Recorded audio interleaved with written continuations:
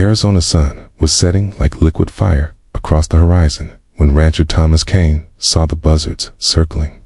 He'd been riding fence lines all day, and his black horse was ready for the barn.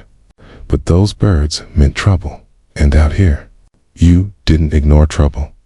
What he found in that sandy wash stopped his heart. A young woman lay still on the ground. Her auburn hair spread across the dust like spilled copper. The overturned wagon behind her told the story-broken wheel. No water, miles from anywhere.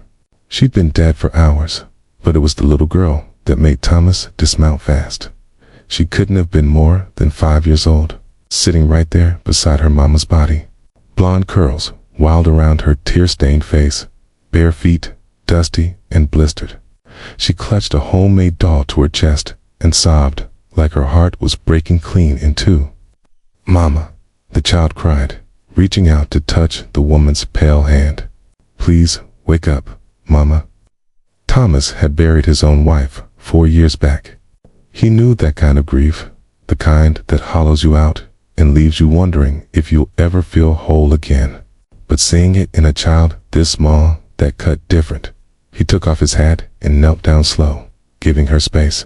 "Hey there, little one," he said softly. "What's your name?" She looked up at him with eyes blue as a summer sky, full of fear and confusion. "Rosie," she whispered. "Rosie, that's real pretty." Thomas glanced around the empty desert. "Is it just you and your mama out here?" The little girl nodded, hiccuping through her tears. "Papa died. Mama said we were going to California to start over. She said everything would be okay." California. They all headed to California, chasing dreams across a desert that didn't care about dreams.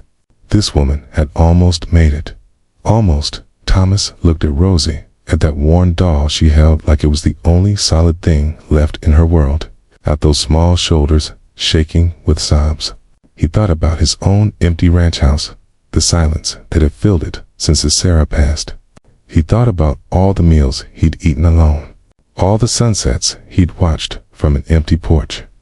"You're coming with me, kid," he said, and his voice was rougher than he meant it to be. Rosie's eyes went wide. "But Mama, we'll take care of your mama proper," Thomas promised. "Give her a decent resting place with a marker and words said over her. But right now, I need to get you somewhere safe. You understand?" She stared at him for a long moment, and he could see her trying to make sense of a world that had just stopped making sense. Finally, she nodded. Thomas wrapped the woman in his bedroll with gentle hands, then lifted Rosie onto his horse. She weighed hardly anything at all. He swung up behind her, one arm steady around her small frame, and turned his horse toward home. The ride back was quiet, except for Rosie's occasional sniffles. She held that doll tight, and Thomas didn't try to make her talk. Sometimes there weren't words for what you were feeling, okay? And a child of 5 shouldn't have to find them anyway. When they reached his ranch, the house looked different somehow, less empty. He carried Rosie inside, sat her at the kitchen table, and heated up some stew. She ate 3 bites and fell asleep right there. Her head on her arms, Thomas carried her upstairs to what had been his daughter's room before she married and moved east. He laid Rosie on the bed, pulled a quilt over her, and stood there in the doorway for a long time, watching her sleep. The next morning, he buried Rosie's mama on the hill behind the house where the wildflowers grew thick in spring. He carved a marker himself and said words he remembered from his own Sarah's funeral. Rosie stood beside him in a clean dress he'd found in an old trunk, holding his hand while tears ran silent down her cheeks. "Your mama loved you fierce," Thomas told her. "That kind of love doesn't end. You carry it with you, always." Days turned to weeks. Rosie didn't talk much at first, just followed Thomas around the ranch like a small shadow. He taught her to feed the chickens, showed her how to brush the horses, let her help him mend fence, even though her small hands couldn't do much. Slowly, bit by bit, she started to heal, started to smile, started to laugh. One evening, 6 months after he'd found her, Thomas was sitting on the porch, watching the sunset when Rosie climbed into his lap. That old doll still clutched in her arms. "Mr. Thomas," she said quietly, "can I call you Papa?" His throat closed up tight.